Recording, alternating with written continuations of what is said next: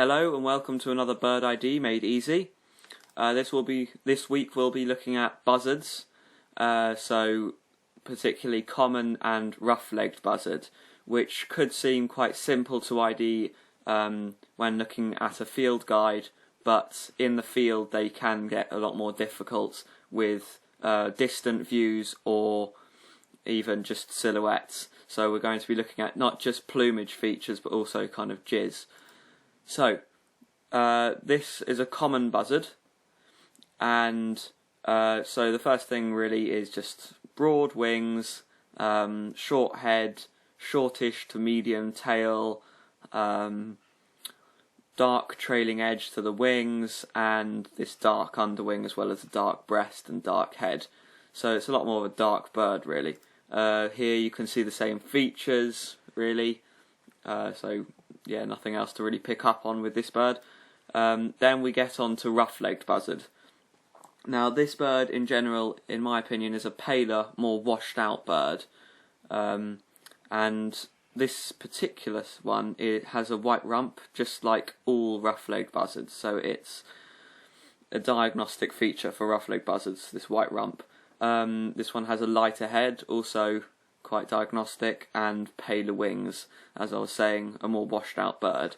Then moving on to this one, which is actually the same one, we can see here that it has this this pale patches on the primaries just before the fingers, and this points towards this being a juvenile rough-legged buzzards.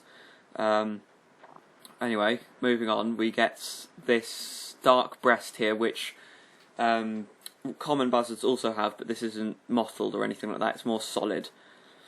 Then you get isolated carpal patches, not so visible on this picture, but on the next one it will be, and really the same features as I said before. So, here we go with the picture I was talking about. Isolated carpal patches, diagnostic for rough-legged buzzard, dark breast, not really as mottled or anything, not as checkered or that kind of thing that you get on common buzzard, pale head and dark edge or band to the tail, which you also get on common buzzard but not like this. Then, yeah, so also actually something I forgot, larger wing really, larger wingspan or larger wing in general than common buzzard, but not really that visible in the field. Then moving on to this bird, as I was saying before, the white rump patch is a diagnostic feature.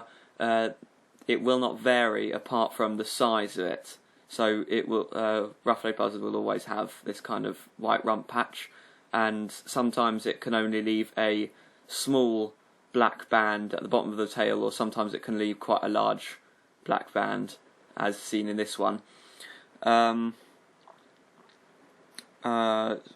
Yes, white rump, and yeah, so if I move on to this slide I can show you how important the white rump is.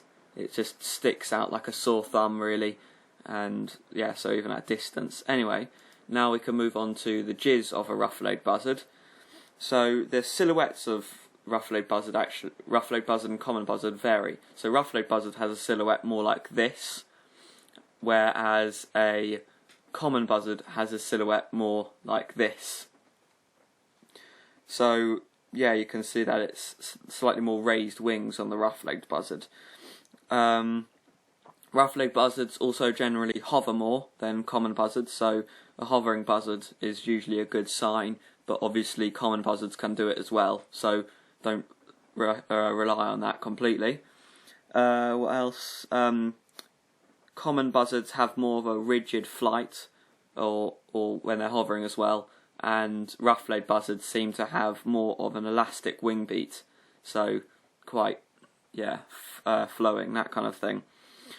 Now moving on to this last one, don't get confused with a pale morph or juvenile common buzzard. So these ones are usually found more on the continent, but can occasionally be seen in Britain, that kind of thing.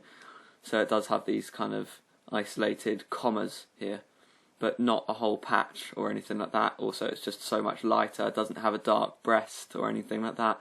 So yeah, hopefully you won't be getting confused with that. Anyway, thanks for watching. That's Rough-legged Buzzard and common buzzards for you. So, yeah, good luck this winter in finding one. Thank you.